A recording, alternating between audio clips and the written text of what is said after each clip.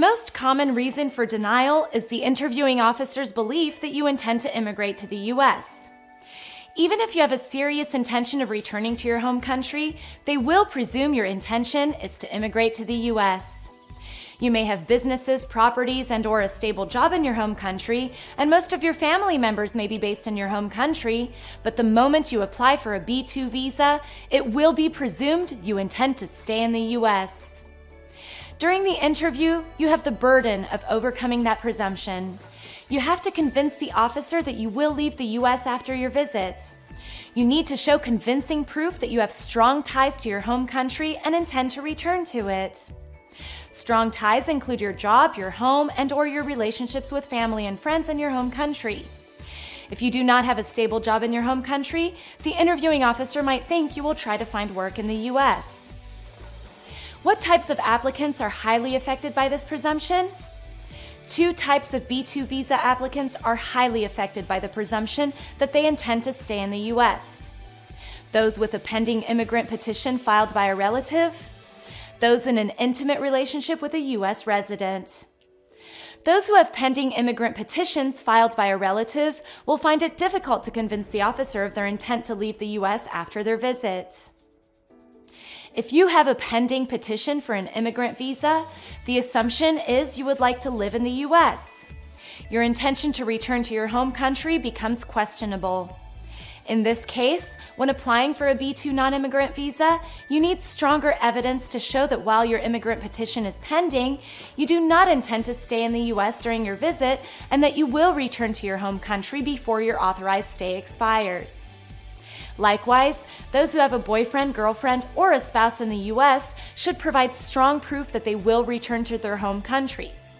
For example, you could say you're finishing your education in your home country, and that's why you cannot permanently stay in the U.S.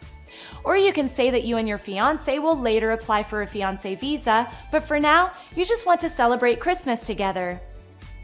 Many applicants were denied a visitor's visa because there was a pending petition filed on their behalf. Most of the time, they were told to wait for the processing of their petition, which unfortunately may take many years. This is very common. If you were denied the visa, this means you didn't provide enough proof to overcome the presumption that you intend to stay in the U.S. The silver lining of such a case is that the decision is at the discretion of the interviewing officer. This means your application could still be approved. In fact, some applicants with pending petitions were able to get approval because they presented convincing proof of their intention to return to their home countries. Other reasons for denial. You will be denied a B-2 visa if you were convicted of a crime in well-being or moral turpitude, a drug violation, or crimes for which the total sentence of confinement was 5 years or more. If you misrepresented a material fact or committed fraud in an attempt to obtain a visa, or if you stayed longer than authorized in the U.S. on a previous visit. In case of denial, is the fee refundable?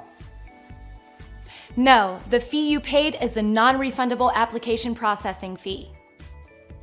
Can I reapply? Generally, yes. When you do, make sure you present evidence of significant changes in your circumstances since your last application.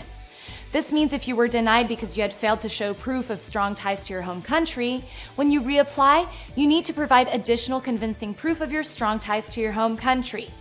You need to undergo the same process. Complete a new application form, pay the application fee, and schedule an appointment for a new interview.